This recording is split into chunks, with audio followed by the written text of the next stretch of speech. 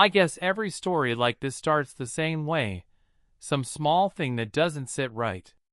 And at first, you brush it off, because love has a funny way of making you blind to what's right in front of you. My name's Jacob Miller.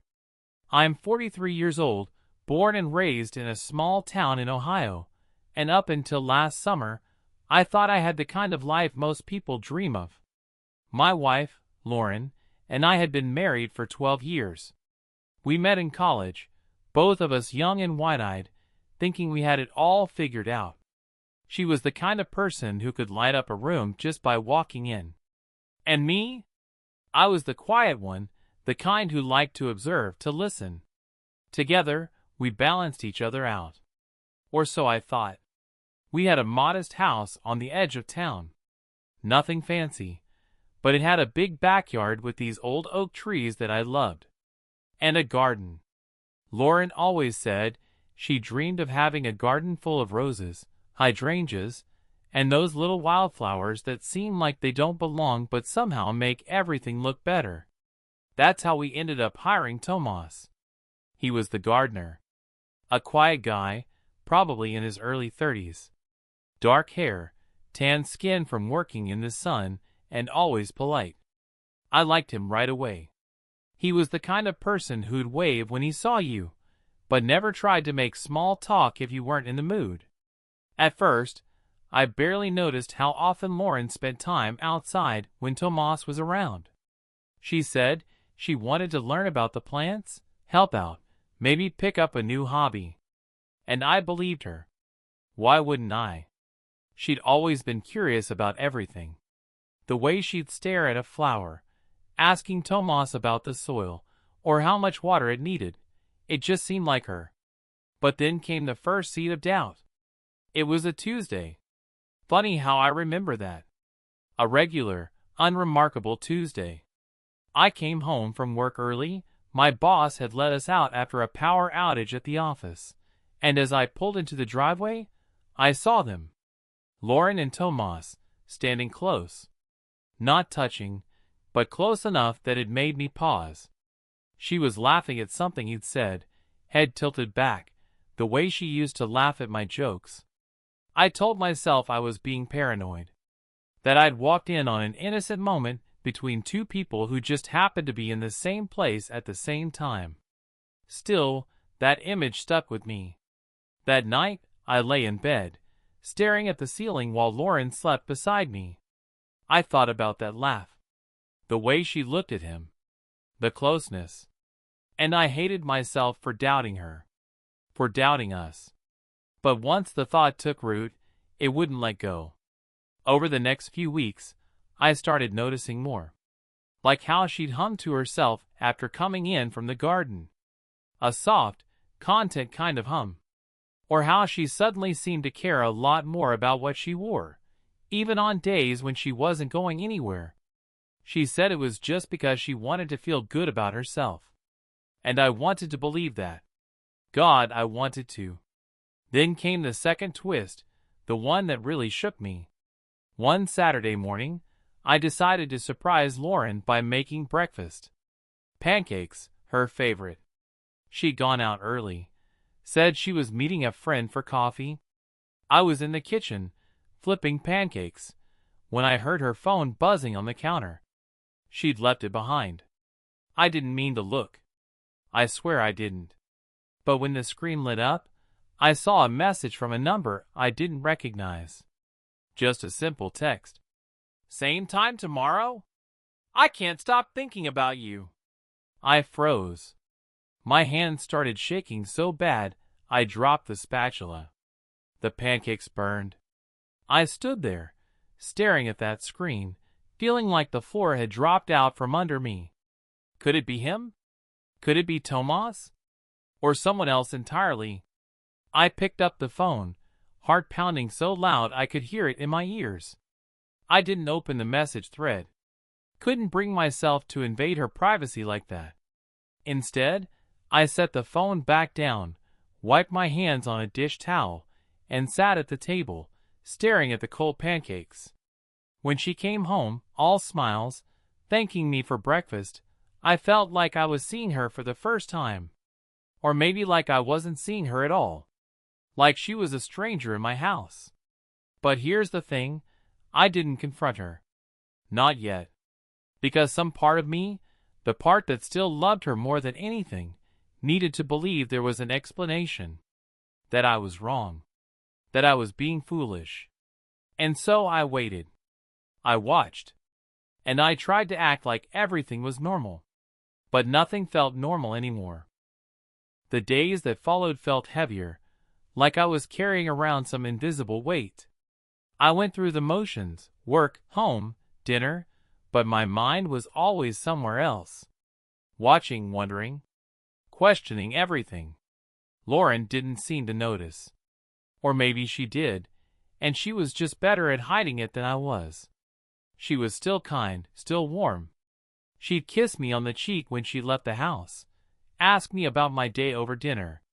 But now, those small gestures felt like they were from a script. Like she was playing the part of the loving wife, and I was supposed to play along. I started paying attention to Tomas in a way I hadn't before. Watching him work in the yard, the way he moved, how focused he seemed. And I couldn't help but wonder, was I imagining all this? Had I let one moment, a text message, a laugh, warp everything? One evening, I decided to stay late at work. I wanted to see if anything would happen if I wasn't around. I parked a few blocks away, walked home through the back path by the woods. My heart was racing the whole way, like I was doing something wrong, like I was spying. And maybe I was. But I had to know. The house was quiet when I got close. The lights were on in the kitchen, and I could see Lauren through the window. She was alone, chopping vegetables, a glass of wine beside her. No sign of Tomas. No sign of anyone. I felt a wave of guilt crash over me. What was I doing? Sneaking around, doubting her, doubting us. I almost turned back. Almost. But then, I saw movement at the edge of the yard. A figure stepping out from behind the garden shed. Tomas. He wasn't carrying any tools. He wasn't working. He was just standing there, watching the house. I ducked behind a tree, my pulse pounding in my ears. He stood there for a long moment, then turned and walked away, disappearing into the night. That image burned into my mind. What was he doing? Why was he there, after hours, just watching? I didn't sleep much that night. I kept thinking about that text. About the way she laughed with him. About him watching the house. The pieces weren't fitting together, but they were starting to form a shape I didn't want to see. The next day, I tried to act normal. I kissed Lauren goodbye, went to work, smiled when my coworkers talked to me. But inside, I felt like I was coming apart. That evening, I did something I never thought I'd do. I checked her phone.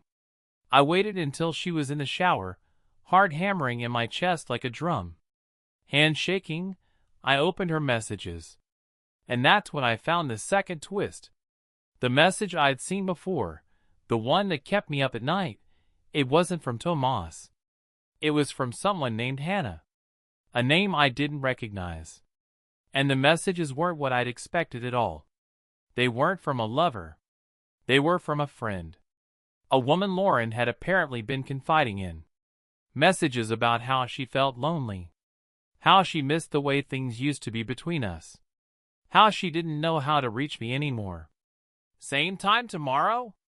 I can't stop thinking about you. It wasn't about Tomas at all. It was Hannah asking to meet up, to talk again. To be there for her. I felt like the floor shifted under me. All this time, I'd been certain I knew what was going on. Certain there was betrayal. And maybe there was, but it wasn't what I thought. It wasn't about the gardener. It was about us. About a distance that had grown between us when I wasn't paying attention. I sat down on the edge of the bed, phone in my lap, and realized I didn't know my wife anymore. Or maybe I never really had. But then, why was Tomas watching the house? That part still didn't make sense, and I wasn't ready to let it go. That was the night I decided to find out the truth, whatever it cost me. I didn't sleep that night. Every time I closed my eyes, I saw Tomas standing there by the shed, half hidden by the shadows, watching. And then I'd see Lauren's messages, the loneliness in her words, the pain she hadn't spoken aloud. By morning, I felt like I'd aged 10 years. I went through the day like a ghost, my mind somewhere else. I kept wondering if I should just ask her, sit her down, lay it all out. But every time I thought about it, something held me back. Maybe it was fear.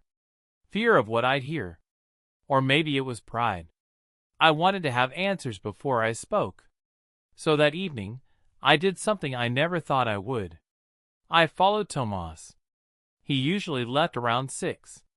I waited down the block, pretending to check the mail, heart racing like I was doing something illegal. When his truck pulled away, I got in my car and followed at a distance. I told myself I just needed to see where he went. That if I could make sense of that piece of the puzzle, maybe everything else would fall into place. He drove across town, out past the edge where the houses thin out and the land opens up. I followed him down a dirt road I didn't even know existed. After a while, he pulled up to a small house.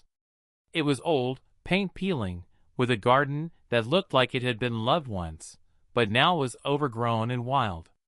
I watched as Tomas got out of his truck and walked inside without hesitation. The lights flicked on a moment later. And then, nothing. No sign of Lauren. No sign of anything unusual. I sat there in my car, feeling foolish. What had I expected? Some secret meeting? A hidden affair? The reality was far more ordinary. Tomas had a home, a life, just like anyone else. I was about to turn back when something caught my eye. Movement at the side of the house. A woman stepping out onto the porch, cradling a small child. She looked tired, but she smiled when Tomas came out to join her. He kissed her on the forehead, ruffled the child's hair, and they went back inside together. That was the third twist. The truth hit me like a wave. Tomas wasn't part of any betrayal. He wasn't sneaking around with my wife. He had a family of his own. He was just a man doing his job, going home at the end of the day. I sat there in the dark, feeling ashamed of myself. Ashamed for all the things I'd imagined. For the stories I'd built in my head. But one thing still didn't add up. Why had he been watching my house? What was he looking for that night? I drove home slowly, headlights cutting through the dusk. When I walked in, Lauren was in the living room, reading. She looked up and smiled, but there was a question in her eyes. "You okay?" she asked. I nodded, but the words caught in my throat. "Yeah, just tired." We sat together in silence. The kind of silence that says all the things you're too scared to say out loud. That night, I lay awake, listening to her breathe beside me. I thought about Tomas, about the woman and child at his house. I thought about Lauren, about the messages to Hannah, about all the things we weren't saying to each other. And I realized something. The problem wasn't Tomas. It wasn't some stranger. The problem was us. The space that had grown between us while we weren't looking. The way we'd stopped seeing each other, even when we were standing in the same room. But before I could figure out what to do about it, the fourth twist arrived. And this one changed everything. The next morning started like any other. Coffee brewing, the smell filling the kitchen, sunlight streaming through the windows. But beneath it all, I felt on edge, like something was coming. Like the calm before a storm. Lauren left for work early. She kissed me on the cheek, her touch light, almost hesitant. I watched her drive away, wondering if she could feel the distance between us too. I was about to head out myself when there was a knock at the door. It was gentle at first, then firmer. I opened it to find a man I'd never seen before. Mid-40s, maybe, with a worn baseball cap, a weathered face, and eyes that looked like they carried the weight of too many hard years. "Jacob Miller?" he asked. I hesitated. "Yeah. Can I help you?" He glanced around like he wanted to be sure no one was listening. Then he said, "I'm Tomas's brother. Name's Miguel. Can I come in?" I let him in, heart already pounding. What could this be about? Miguel stood in the kitchen, shifting from foot to foot like he didn't want to be there. Finally, he looked me in the eye. "Look, I don't want trouble. But I thought you should know, Tomas, he's been worried. About you. About your wife. That's why he was at your place the other night." I blinked. "What do you mean, worried?" Miguel sighed. "There's been someone else hanging around." "Not Tomas. Some guy. Tall, wears a dark jacket, drives a blue sedan. Tomas saw him watching your house a couple times. He thought it was suspicious, but didn't want to get involved. Then he saw you that night, hiding in the trees, and figured maybe you were onto it too." My head spun. I thought I'd been the one watching. I thought Tomas had been acting strange. But all along, he'd been watching out for us. "Who is it?" I asked, but Miguel shook his head. "No idea. Tomas was gonna tell you himself, but, well, he thought maybe you already knew. I told him I'd come by, set it straight." He left after that, leaving me standing in the kitchen with more questions than answers. A man watching my house. A stranger. And I'd been so focused on the wrong things that I hadn't even noticed. That night I told Lauren. I sat her down, heart hammering, and told her everything. About following Tomas. About the messages to Hannah. About Miguel's visit. And here came the fourth twist, one I never saw coming. She didn't look surprised. Not at all. In fact, she went pale, like she'd been waiting for this moment. "There's something I need to tell you," she said, voice trembling. "I didn't want to bring this into our lives. I thought I could handle it on my own. But that man, the one watching, I know who he is." I stared at her, waiting, dreading. "It's my ex. From before you and I met. He found me. He started showing up, leaving notes, calling from blocked numbers. I didn't know how to tell you. I didn't want to scare you. I didn't want you to think less of me." I sat back, stunned. All this time, I'd been chasing shadows, imagining betrayal. And she'd been living with a different kind of fear. One she tried to protect me from. The pieces started to fit together in a way I hadn't expected. The messages to Hannah, she'd been confiding about that, not about us. The garden, maybe it had been her way of finding peace, not of finding someone else. But that didn't make the danger any less real. And now, I knew I had to protect her. No more guessing, no more hiding. The truth was out, and it was time to face it. After Lauren's confession, I felt a strange mix of emotions. Relief, because at least now I knew the truth. Guilt, because I'd spent so much time suspecting the wrong people. And fear, because now the danger felt real. No longer a figment of my imagination or a story I told myself in the dark. We stayed up late that night, talking in low voices, as if the man outside could hear us through the walls. Lauren told me about her ex, a man named Aaron. She'd dated him when she was just out of high school, before we met. Said he was charming at first, but controlling, possessive. When she tried to leave, he didn't take it well. And now, after all these years, he'd found her again. "I thought it was over," she whispered. "I thought he was out of my life for good." I took her hand in mine. "We'll figure this out. Together." The next morning, I called the police. Told them about the man in the blue sedan. Gave them what little information we had. They took down the details, said they'd increase patrols in our area, but I could hear it in their voice. without concrete evidence, without a clear threat, there wasn't much they could do. So I decided to take matters into my own hands. I started watching. Every evening, after work, I'd sit out on the porch, pretending to read the paper or sip a beer, but really I was keeping an eye out. I didn't have to wait long. It was 3 days later when I saw it, the blue sedan, parked down the street, just far enough to blend in, just close enough to watch the house. My heart raced as I stared at it. I couldn't see who was inside, but I knew he was there. I walked down the driveway, trying to look casual, like I was just out for a stroll. As I got closer, the car started up, pulling away smoothly, like nothing was out of the ordinary. I got a glimpse of the driver, dark hair, sunglasses, face hard to make out. But something about the way he glanced at me, the way his head turned slightly as he passed, it sent a chill down my spine. He wasn't just watching Lauren. He was watching both of us. That night, I told Lauren everything. We agreed it was time to take real steps. I called a friend of mine, Danny, a guy I'd grown up with who ran a security business now. He came by the next day, helped us install cameras around the house. Motion sensors. Better locks.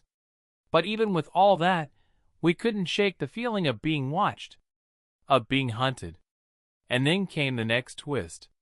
One evening, as I was reviewing the camera footage from the night before, I noticed something strange. Around 2 in the morning, a figure moved through the backyard. Not from the street, from the woods behind the house. Tall. Dark jacket. Same build as the man I'd seen in the sedan. He didn't approach the house. Didn't try to break in. He just stood there, at the edge of the trees, watching. And then he left, melting back into the woods like a ghost. I showed the footage to Lauren. Her face went pale. "It's him," she whispered. But something didn't add up. Why go to the woods when he could just sit in his car? Why risk being seen? Unless he wanted us to see him. Wanted to make us afraid. And it was working. After seeing the footage, something changed in me. Fear turned into determination. I wasn't going to let this man, Aaron, or whoever he really was, keep us prisoner in our own home. I couldn't. The next day, I took time off work. I didn't tell Lauren. I didn't want to worry her. Instead, I waited. I sat in my car, parked just down the street from our house, watching. Just like he'd been watching us. Hours passed. The sun climbed high, then started to sink again. And then, just as dusk settled in, I saw the blue sedan roll by. Slow. Like he was in no hurry. Like he had all the time in the world. I started my engine and followed. He didn't seem to notice, or maybe he didn't care. He drove out past town, down back roads I barely recognized, until we reached an old industrial park. The place was mostly abandoned now. Rusted fences, broken windows, weeds pushing up through cracks in the pavement. He pulled in and parked near one of the empty buildings. I parked a ways off and approached on foot, keeping to the shadows. My heart hammered in my chest, but I kept moving. And then I saw him. Standing by his car, leaning against it, like he'd been waiting. "I knew you'd follow," he called out, his voice echoing across the empty lot. I stepped into the open, hands clenched at my sides. "Who are you? What do you want?" He smiled, a slow, unsettling smile that didn't reach his eyes. "You don't remember me, do you?" I froze. "What are you talking about?" He took a step forward. "Not Aaron. That's not my name. That's the name she gave you. The man she wanted you to believe I was." I stared at him, the pieces spinning in my mind but refusing to fall into place. "Then who?" "I'm Mark," he said quietly. "Your brother." The world seemed to tilt beneath me. That was the final twist, the one I never could have imagined. I hadn't seen Mark in over 20 years. Not since he'd run off as a teenager, after one too many fights with our old man. I'd searched for him for a while, but he didn't want to be found. Over the years, I convinced myself he was gone for good. But now here he was, standing before me, older, harder, eyes filled with something I couldn't read. "Why?" I managed to say. "Why are you here?" He laughed, but there was no joy in it. "To see you. To see her. To see what you build without me." I shook my head. "You could have just called. You wouldn't have answered." We stood there in silence, the weight of years between us. Finally, he spoke again, softer now. "I didn't mean to scare her. Or you. I just didn't know how else to get close. I've been on my own so long. I didn't think you'd let me in." I didn't know what to say. I felt like I was standing in two worlds at once, the brother I had lost, and the stranger who'd haunted our nights. "I need to tell her the truth," I said finally. He nodded. "Yeah, you should." That night, I brought Mark home. Lauren was wary, shaken, but she listened. As he spoke, I watched the tension drain from her face. And from mine. The ghost was no longer a ghost. He was flesh and blood. Family. But that didn't erase the damage. It didn't undo the fear or the cracks that had formed between Lauren and me. That would take time. Trust would have to be rebuilt. And Mark? He stayed for a while. We talked. We tried to bridge the years. But some distances are harder to cross than others. In the weeks that followed, life settled into something like normal. But it wasn't the same normal we'd known before. The house felt different, quieter somehow, like it was holding its breath, waiting to see if we'd make it. Mark stayed for a few days. We talked late into the night, about the years we'd lost, the choices we regretted, the things we could never change. There were no dramatic apologies, no promises to make everything right. Just two brothers trying to understand each other again.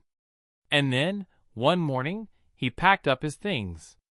"I don't want to get in the way," he said, standing at the door with that old, familiar sadness in his eyes.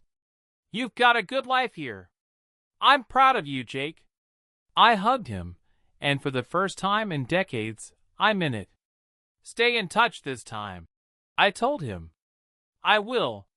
And he did at first. A call here and there, a postcard from some small town on the edge of nowhere. But over time, the distance grew again. That was who Mark was, a man always searching for something just out of reach. As for Lauren and me, we had work to do. We couldn't unsee the cracks that had formed between us. But we faced them together. We talked more. Listened more. She shared things she'd kept hidden, and so did I. Little by little, the space between us began to shrink. We kept the cameras up, at first out of habit, then out of a strange kind of comfort. A reminder of what we'd been through, and what we'd survived. Tomas stayed on as our gardener. When I apologized for doubting him, he just smiled, said, "Happens more than you think." We talked more after that, too. I got to know him, really know him. His dreams, his worries, his kindness. And I realized how blind I'd been. One evening, months later, Lauren and I sat out on the porch as the sun went down. The garden Tomas tended bloomed all around us. The air smelled of jasmine and fresh-cut grass. The house behind us glowed with warm light. She reached for my hand. I took it, holding on tight. "We're okay, aren't we?" she asked. I looked at her, at the woman I'd nearly lost to my own doubts, my own fears. I nodded. "Yeah, we're okay." The thing about storms is, they don't last forever. The sky's clear. The ground dries. But they leave their mark. And maybe that's not a bad thing. Maybe those marks remind us how strong we can be. How much we can endure. I don't know what the future holds. None of us do. But I know this, whatever comes, we'll face it together. And that's enough.